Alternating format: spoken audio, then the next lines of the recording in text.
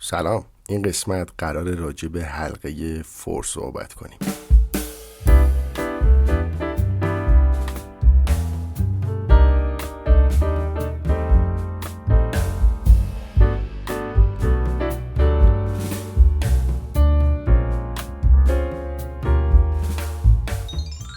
خوش اومدین به داندرپای. توی قسمت قبلی راجع به حلقه وایل صحبت کردیم و تو آزمایشگاه داندرپای هم چند تا مسئله حل کردیم تا کار با حلقه وایل رو بیشتر یاد بگیریم. اما این قسمت میخوایم سراغ یه حلقه دیگه به نام حلقه فور بریم.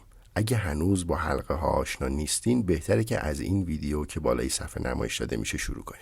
خب قبل از اینکه بریم سراغ خود حلقه فور توی پایتون، خوبه که یه تاریخچه از این حلقه تو زبانهای برنامه‌نویسی داشته باشیم. به طور کلی حلقه های فور به 3 دسته تقسیم میشن.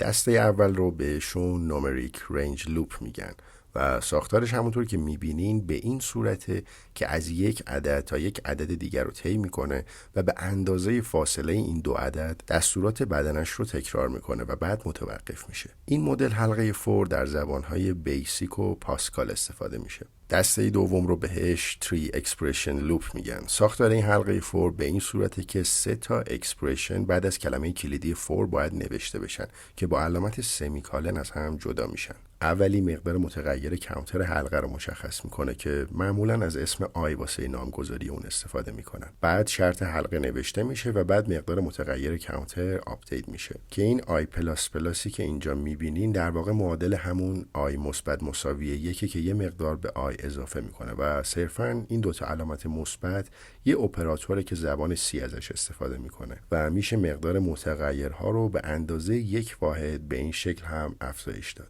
درست مثل حلقه قبل، این حلقه هم با یه ساختار متفاوت شمارنده رو از جایی که مشخص شده تا شرطی که برای متوقف شدنش در نظر گرفته شده هر بار آپدیت میکنه و دستورات بدنه حلقه رو تکرار میکنه. در واقع این مدل حلقه های فور دقیقاً یه حلقه وایلن که مقدار دهی اولیه شمارنده، آپدیت کردنش و شرط حلقه همه توی هدر حلقه نوشته میشه. با این وجود این دسته از حلقه های فور خیلی پرطرفداره و زبانهای برنامه‌نویسی مثل سی، سی پلاس پلاس و جاوا ازش استفاده میکنن. اما دسته سوم رو بهش کالکشن بیس لوپ یا ایتریتور بیس لوپ میگن.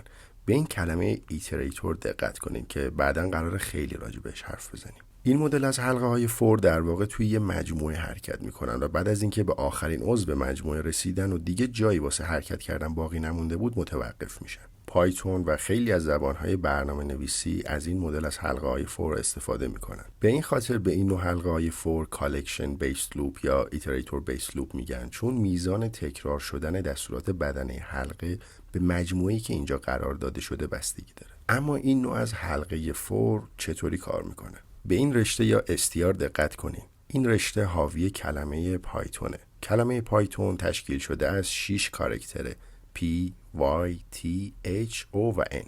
در واقع میشه اینطور گفت که رشته ها در پایتون و تقریبا تمام زبانهای برنامه نویسی توالی های خاص از کاراکتران و این به رشته ها قابلیتی میده که بشه بین کاراکترهایی که توش قرار گرفته حرکت کرد. این کار با حلقه فور به راحتی انجام میشه. اینجا کر یه متغیره که ما خودمون اسمش رو مشخص کردیم و برعکس حلقه وایل نیاز نیست که از قبل تعریفش کنیم و میتونیم توی هدر حلقه فور در حین کار تعریفش کنیم. بعد اینجا یه آبجکتی باید داشته باشیم که بشه توش حرکت کرد که بهش اصطلاحاً ایتریبل میگن. مثل رشته ها که میشه بین کاراکتراش حرکت کرد. و این وسط هم از کلمه کلیدی یا اپراتور این که یه اپراتور ممبرشیپ باید استفاده کرد. ما تو قسمت اپراتورها توضیح دادیم که اپراتور این چطور وضعیت عضویت یک مقدار رو توی یه مجموعه بررسی میکنه. اما اینجا این کارکرد متفاوتی داره. اینجا اپراتور این عضو به عضو ایتریبل یا مجموعه‌ای که اینجا قرار گرفته رو به متغیر کر نسبت میده. یعنی تو دور اولی که این حلقه اجرا میشه مقدار متغیر کر برابر با اولین عضو یا کاراکتر رشته پایتون که پی باشه میشه. بعد تو دور بعد وای، بعد تی، بعد اچ و همینطور ادامه پیدا میکنه تا زمانی که رشته به انتها برسه و هیچ کاراکتری باقی نمونه و اون وقت حلقه متوقف میشه. بیاین خودمون تو پایتون شل تست کنیم. اینجا ما با استفاده از تابع داخلی پرینت هر بار مقدار متغیر کر رو چاپ میکنیم و همونطور که میبینین متغیر کر هر بار به ترتیب یک کاراکتر یا بهتره بگیم یک عضو از رشته پایتون رو قرض گرفته و به اصطلاح توی این رشته حرکت کرده. حالا فکر میکنم بهتر متوجه شدین که چرا گفتم تعداد چرخش و تکرار این مدل از حلقه های فور به ایتریبل یا مجموعی که اینجا مشخص شده بستگی داره. اینجا چون رشته پایتون از 6 کاراکتر تشکیل شده، این حلقه هم 6 بار تکرار میشه. ولی مثلا اگه به جای این رشته ما از یه رشته طولانی تر یا کوتاه‌تر استفاده کنیم، به اندازه طول اون رشته که تعداد عضو یا کاراکتراش هست تکرار میشه. به همین خاطره که به این نوع از حلقه های فور ایتریتور بیس لوپ میگن. اما یه سوال، ما از ایتریبل ها حرف زدیم و گفتیم که به هر آبجکتی که بشه توش حرکت کرد ایتریبل میگن، مثل رشته ها. اما اینجا چرا میگیم ایتریتور بیس لوپ؟ ایتریتور دیگه چیه؟ فرقش با ایتریبل چیه؟ اگه بخوایم خیلی ساده بگیم میشه اینطور گفت که ایتریتورها نسخه فعال شده ایتریبلان. جلوتر که بریم و به مباحث پیشرفته پایتون که برسیم، واسه مدیریت بهینه حافظه از ایتریتورها و جنریتورها استفاده میکنیم و یاد میگیریم چطور خودمون میتونیم بنویسیمشون. اما چون حلقه فور توی پایتون به این مباحث گره خورده و منم دوست دارم توی این کانال مفاهیم رو کامل و یه ذره متفاوت بهتون توضیح بدم، لازمه که یکم از ایتریتورها و اینکه دقیقاً پشت حلقه فور داره چه اتفاقی میفته صحبت کنم. ایتریبل ها به آبجکت هایی میگن که میشه توشون حرکت کرد. اما اگه بخواین توشون حرکت کنین، اول باید اونا رو به یک ایتریتور تبدیل کنید و یا ساده تر بگم واسه حرکت کردن توشون آماده یا فعالشون کنید. این دقیقاً کاریه که حلقه فور هم انجام میده. یعنی یک ایتریبل میگیره و اون رو با تبدیل کردنش به یک ایتریتور فعالش میکنه و آمادهش میکنه که بشه توش حرکت کرد. این کار با استفاده از یه تابع داخلی به اسم ایتر انجام میشه. تابع ایتر یک آبجکت از نوع ایتریبل میگیره و اون رو به یک ایتریتور تبدیل میکنه و برمیگردونه. حالا میشه توی اون آبجکتی که تابع ایتر برگشت داده حرکت کرد و این کار هم با استفاده از یک تابع داخلی دیگه به اسم next اتفاق میفته. تابع داخلی next مقدار بعدی عضو بعدی رو بهمون برمیگردونه. بیایم با هم ببینیم. ما میدونیم که رشته ها در واقع یه نوع ایتریبلن، یعنی میشه توشون حرکت کرد. اما ایتریبل ها همونطور که گفتیم برای فعال شدن واسه اینکه بشه توشون حرکت کرد نیاز دارن به یک ایتریتور تبدیل بشن. این رو از اینجا میفهمیم که به عنوان مثال اگه بخوایم با کمک تابع next مقدار بعدی رشته پایتون رو به دست بیاریم، خطای تایپ ارور بهمون نمایش داده میشه و بهمون میگه که آبجکت هایی که از نوع رشته هستن ایتریتور نیستن.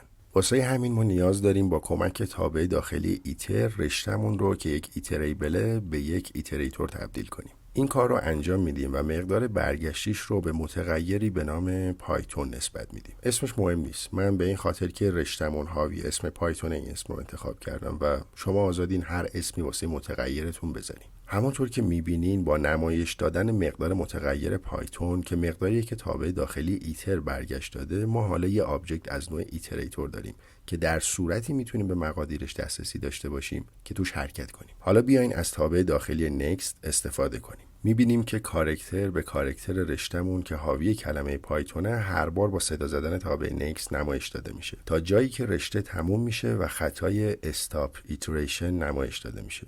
این به این معناست که دیگه مقدار بعدی وجود نداره و کاراکتری باقی نمونده. این دقیقاً همه کاریه که یه حلقه فور میکنه.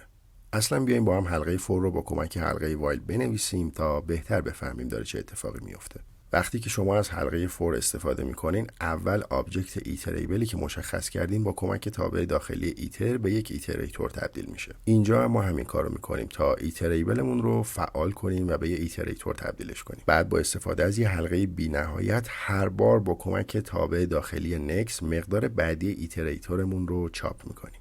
اما میدونیم که اگه به آخرین مقدار برسیم برنامه ارور میده و واسه این که از این کار جلوگیری کنیم از دستور try except استفاده میکنیم. در واقع اینجوری میگیم که سعی کن این کار رو انجام بدی، ولی اگه استثناء یا خطایی در این کار پیش اومد و نتونستی و جنس اون خطا هم از نوع استاپ ایتریشن بود، از حلقه با کمک دستور بریک بیرون بیا. حالا وقتی که به آخرین عضو برسه خطا مدیریت میشه و به جای کرش کردن برنامه فقط حلقه متوقف میشه. این دقیقاً کل کاریه که یک حلقه فور توی پایتون انجام میده. داخل پرانتز این رو هم بگم که جلوتر که به مبحث مدیریت خطاها برسیم میفهمیم که دستور try except چیه و یاد میگیریم چطوری ازش استفاده کنیم. اگه الان چیز زیادی ازش نفهمیدین کاملا طبیعیه و هیچ اشکالی نداره. من اینجا فقط واسه این که بتونیم حلقه فور رو پیاده سازی کنیم ازش استفاده کردم و لازم نیست الان ذهنتون رو درگیرش کنید. یه نکته دیگه هم باید بگم که الان ما فقط تمرکزمون روی حلقه فوره. یعنی تمام این چیزایی که تا الان گفتیم واسه این بود که درست و اصولی با حلقه فور توی پایتون آشنا بشیم و بفهمیم که حلقه فور دقیقاً چطور کار میکنه. مباحثی مثل ایتریتورها و مدیریت خطا و چیزایی که ازشون اسم بردیم هر کدوم ویدیو مستقل خودشونو خواهند داشت. این رو واسه این گفتم که اگه درصدی ذهنتون درگیر این شده که چرا پایتون دوست داره واسه حرکت کردن تو ایتریبل ها اول اونا رو به یک ایتریتور تبدیل کنه و چرا تو همون ایتریبل ها نمیچرخه، یا اینکه اصلاً ایتریتورها به چه دردی میخورن، یا اصلا مدیریت کردن خطاها یعنی چی، فعلا بریزینشون دور و عجله نکنین و به وقتش حتما سراغ دونه دونه سوالاتتون و این مباحثی که ازشون نام بردیم میریم. اما ما تا اینجا با تاریخچه حلقه فور تو زبانهای برنامه نویسی آشنا شدیم و فهمیدیم که پایتون از حلقه فور ایتریتور بیس استفاده میکنه. گفتیم که چرا بهش میگن ایتریتور بیس و با ایتریبل ها و ایتریتورها و تابع داخلی ایتر و نکست هم تا حدودی آشنا شدیم و با کمک حلقه وایل هم یه حلقه فور نوشتیم تا بهتر درک کنیم که یه حلقه فور تو پایتون چطوری کار میکنه. اما بیاین راجع به یه تابع داخلی دیگه صحبت کنیم به اسم رنج که میشه باهاش یه سری از محدودیت‌های حلقه فور رو جبران کرد. اگه یادتون باشه ما راجع به حلقه های فور نومریک رنج صحبت کردیم و دیدیم که چطور میشه یک بازه مشخص کرد و به تعداد فاصله‌ای که بین نقطه پایان و شروع قرار داره یه حلقه رو تکرار کرد. خب از اونجایی که حلقه فور توی پایتون از نوع ایتریتور بیسه یه خورده سخت میشه این کارو کرد، اما با وجود تابع داخلی رنج این کار به راحتی انجام میشه. وظیفه این تابع مشخص کردن یه محدود است. اگه یه ورودی به تابع رنج بدیم به این معناست که از 0 تا اون عدد رو به عنوان یک بازه برمیگردونه. به عنوان مثال اگه بهش عدد 10 رو بدیم از 0 تا 9 رو برمیگردونه. چرا 9؟ چون گفتیم تا 10 و خود 10 رو حساب نمیکنه. و اگه میخوایم خود 10 هم تو این بازه حساب بشه باید عدد 11 رو بنویسیم. اگه 2 تا مقدار به تابع رنج بدیم اولی رو نقطه شروع و دومی رو نقطه پایان در نظر میگیره. یعنی اینجا میشه از 3 تا 9. و اگه 3 مقدار به تابع داخلی رنج بدیم اولی رو نقطه شروع، دومی رو نقطه پایان و سومی مقدار رو تعداد گام در نظر میگیره. یعنی توی این مثال میشه اعداد زوج از 1 تا 10 و اگه بخوایم خود 10 رو هم شامل بشه باید نقطه پایان رو 11 مشخص کنیم. اون وقت بازه تولید شده توسط تابع داخلی رنج عدد 10 رو هم شامل میشه. اگه ما بخوایم توی یک مجموعه از اعداد خاص با یه ترتیب و گام خاص حرکت کنیم این تابع خیلی به دردمون میخوره و حتی اگه بخوایم به تعداد مشخصی یک کار رو تکرار کنیم میتونه به پیاده سازیمون سرعت بده. اگه ویدیوی حلقه وایل رو یادتون باشه ما اونجا با این مثال شروع کردیم که فرض کنید میخواین عبارت سلام دنیا رو 3 بار چاپ کنید. این کار به راحتی میتونه با حلقه فور و تابع رنج هم به این شکل انجام بشه و حتی اگه قرار باشه به تعداد بیشتری این کارو کنین میتونین مقداری که دارین به تابع رنج پاس میدین رو تغییر بدین. صحبت از حلقه وایل شد و باید این رو هم اضافه کنم که عبارتهای بریک و کانتینیو اینجا هم مثل حلقه وایل همون کارکرد رو دارن. اگه شما بخواین از یه حلقه خارج بشین میتونین از دستور بریک استفاده کنین و اگه بخواین به هیدر حلقه برگردین و دستورات بعدی توی بدنه حلقه رو اجرا نکنین میتونین از دستور کانتینیو استفاده کنین. عبارت else اینجا هم همون کارکردی رو داره که توی حلقه وایل داشت. یعنی اگه حلقه بدون دستور بریک متوقف بشه بدنه else اجرا میشه و اگه حلقه با دستور بریک متوقف بشه هیچ وقت بدنه else هم اجرا نمیشه. خب یه خسته نباشی حسابی بهتون میگم. ما یه قسمت از آزمایشگاه داندرپای واسه حلقه فور هم خواهیم داشت تا اونجا با کمک حل کردن مسائل بتونیم بهتر این حلقه رو بفهمیم و بیشتر تو استفاده کردن ازش تسلط پیدا کنیم و خیلی زود متوجه میشیم که ما قرار بیشتر از حلقه فور توی برنامه‌هامون استفاده کنیم به این خاطر که پیاده سازیش راحت تره و بهینه تره. امیدوارم مطالبی که توی این قسمت بهش اشاره کردیم گیجتون نکرده باشه و اگه هم اینطور بوده و سوالی توی ذهنتون اومده که اذیتتون میکنه میتونید تو قسمت کامنت ها از من بپرسین. خیلی سریع اما به موقع توی ویدیوهای بعدی میخوایم سراغ توابع بریم و بفهمیم که اصلاً توابع چی هن، چطوری میشه نوشتشون و چطوری میشه ازشون استفاده کرد. تا ویدیوی بعدی خدا نگهدار.